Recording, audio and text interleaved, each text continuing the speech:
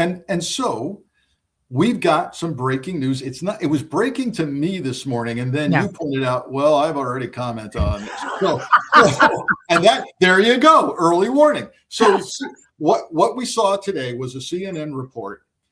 What I saw today was a CNN report saying, and I'm going to paraphrase, Trump is threatening to cut off Homeland Security funding to the states unless they do what he says regarding elections. Do I have that right?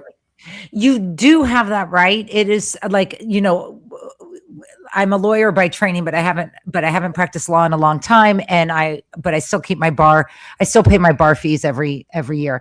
And so I can say with total confidence that this is illegal. And the reason why is because of my experience. I was, as you mentioned in the run-up, I was a state Homeland Security advisor. What does that mean? I oversaw state agencies that were, dealing with Homeland Security threat, and any threat. Could it be terrorism, weather, whatever else, and sort of making sure that state assets were prepared.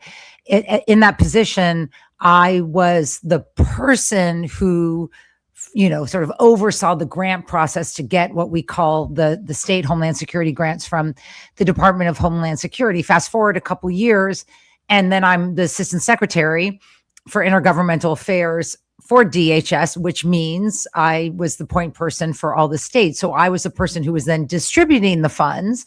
So I was on receiving end and distributing end. And I know these grants like the back of my hand. And under no theory of the text can a president add another or add a different or unrelated issue regarding compliance with the grants. And so this is just one of those things where we have a new Secretary of Homeland Security, Mullen, who's trying to, he's sort of aligning himself with the election security aspects as we head of DHS, as we head towards the election in 2026. And so this is one of about a dozen salvos that have come out in the last 2 weeks. If you're not paying attention, you should be, of which they're creating a lot of noise around the elections and their belief that the elections are not secure. Well, while on any other, podcast, it might be big news to have the lead topic be that our guest has said President Trump is trying to do something that's probably illegal. Our viewers know that we kind of hear that. We kind of hear that on every show, but this is a new one. And let me see if I've got this right. And this is where your background really comes in.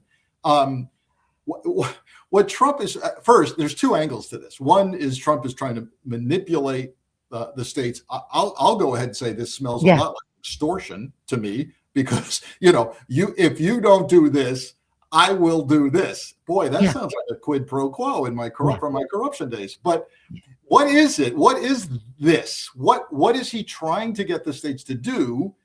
And how important are these security funds to the states?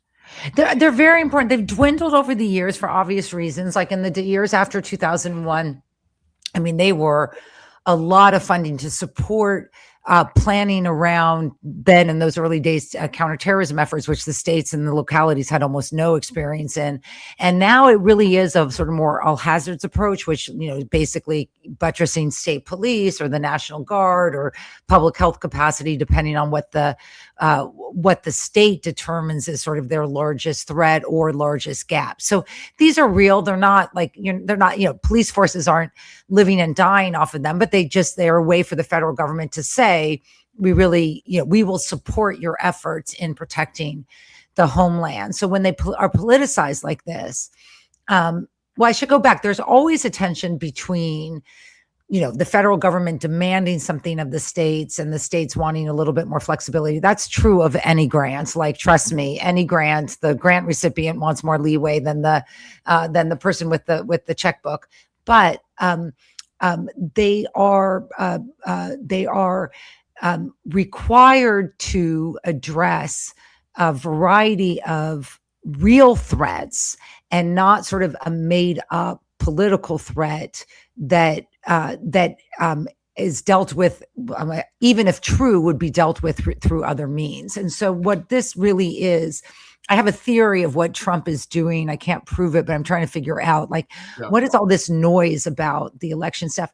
And I think, that Trump knows what's likely to happen. I don't want to jinx anything, but likely to happen in November 2026 in terms of the House and possibly the Senate.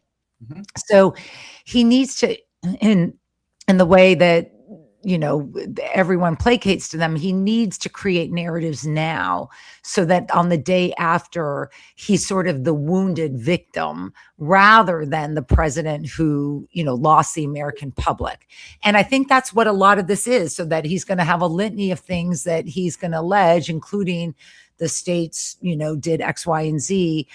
Or didn't do X, Y, and Z. And that's what this is a part of. It's very dangerous because even if it's unsuccessful, we're a big country. We've got a lot of, we've got what's going to save us is the distributed nature of our federalism and the fact that, you really can't have single points of failure when it comes to voting.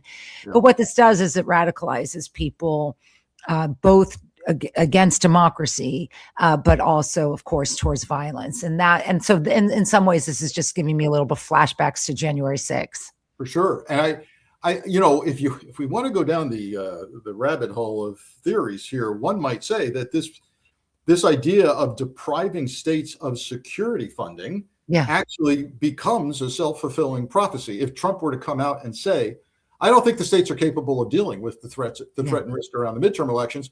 Well, you just took Homeland Security money from them. That's exactly right. No, that's part of the narrative. I mean, look, we don't know what is going to come out of this reporting.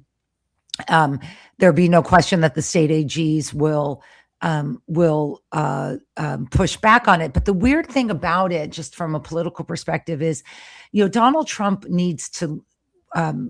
He needs voting to be suppressed in cities and voting to be amplified in most states. Every state has a major urban city. There's sometimes offsets. I mean, that's why we have purple states, as the cities are offsetting or the more conservative areas of that state.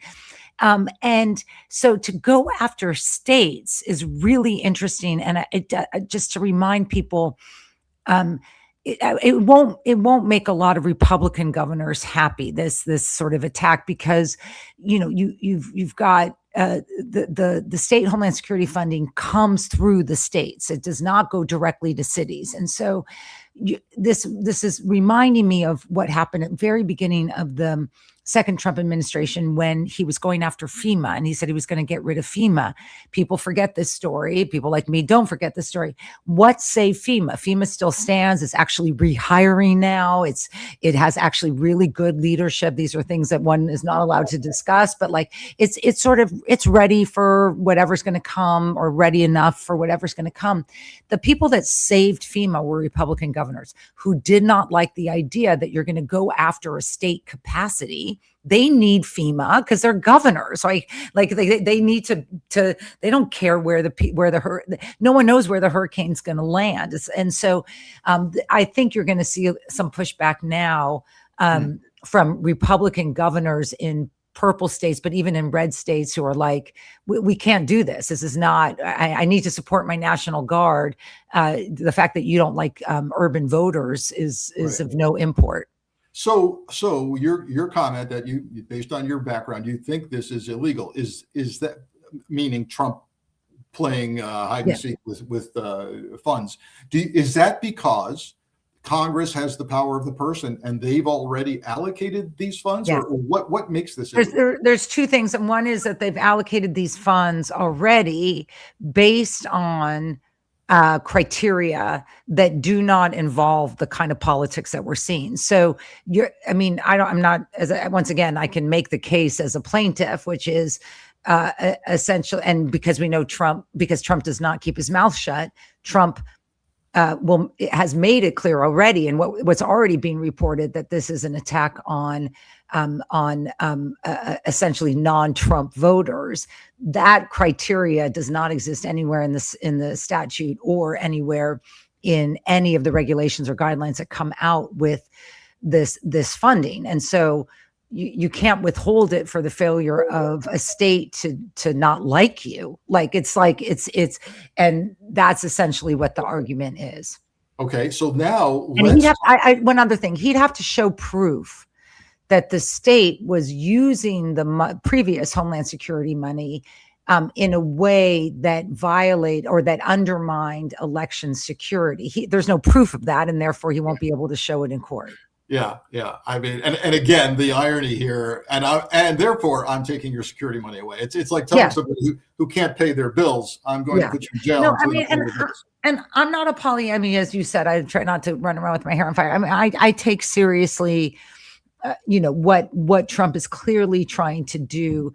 But I also remind people that, Trump is wildly unpopular. People always say to me, like, how do you seem so calm, or like whatever? I mean, part of it is just I check myself that I don't get involved with every outrage of the day. But also, I would be more scared if this were wildly popular. Like if he were in the 60 or 70%, I would be freaking out. But he's a wildly unpopular president. And so what he's trying to do is create, and he can't create a narrative that he's popular because he's going to lose presumably the elections. He's smart enough to know that. So he has to create a narrative that he's a victim because of the ego and everything else that's going on that I'll let others comment on in his brain. Yeah. So if they don't do what I say, then of course I'm going to be able to claim that the elections are rigged. Yeah. What are they? So let's get into the weeds on what he wants the states to do, or I'm going to take your money away. What is it? Well, and it seems that the number one, in a quick review of the CNN piece, it seemed to me the number one thing that caught my attention was he wants a national system of voter ID. Did I get that right? Yeah, which is unconstitutional. So in other words, there's no the states, right? Other than that, Mrs. I know. I mean, and it's like literally, you don't have to be a member of the bar to know this. Look, we all know, again, our federalism is in many ways which has been in the past viewed as a weakness because we have like 50 cranky governors and 250, major urban mayors and stuff like that. I mean, it ends up being what a part of our democratic resiliency. And part of that is because elections and how elections are performed is squarely within the province of the state and or locality. So those who are following, for example, the California gubernatorial race, like they have ranked choice voting. So that's a decision by the state to administer how it wants to administer its elections. You can love it, you can hate it, but you can't, in the absence of a statute that would be viewed as constitutional, which I don't think it would. The fact that there's no statute now, and he's saying, I want to tinker with, I want to have a uniform voting, is absurd. And I want to say something that's just with the data is beginning to be very clear, because I know people are very anxious about this.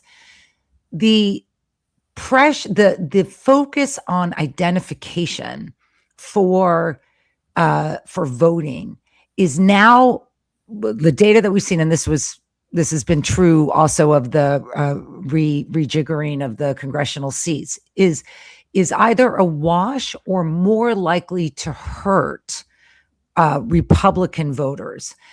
In particular, more conservative women tend to change their last names. And so if you don't have let's say it's a birth certificate or a passport, if you don't have something that matches who you were 5 years ago, you're going to have to get you're going to have to jump through so many hoops. And so the early data that I have seen suggests that this may actually come back to haunt Republican voters. And it's why, honestly, it's why you're seeing the Republican pushback on some of this, on some of these voter ID pieces of legislation. They've seen the data too. Which will increase the pressure, I would think, on the red states. I mean, to turn over their voter records as part of this plan. No, hasn't Texas already turned over their voter information? They have, and no one knows what it's for, and no one knows what is the FBI director or this new head of ODNI, Bill Pulte, who's basically has no qualifications except for he's going to weaponize intelligence. What is their long-term strategy here? So you're going to see a lot of litigation.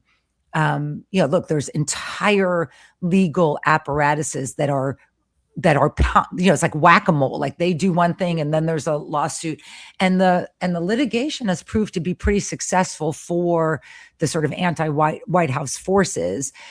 But look, it's going to get much worse as we head towards November, especially if he doesn't, the polling does not pick up. And you see his desperation in moves like this. They're looking for everything to try to create a narrative that he didn't actually lose because he's unpopular, which is the truth, that he lost because somehow the mayor of Los Angeles was able to change votes.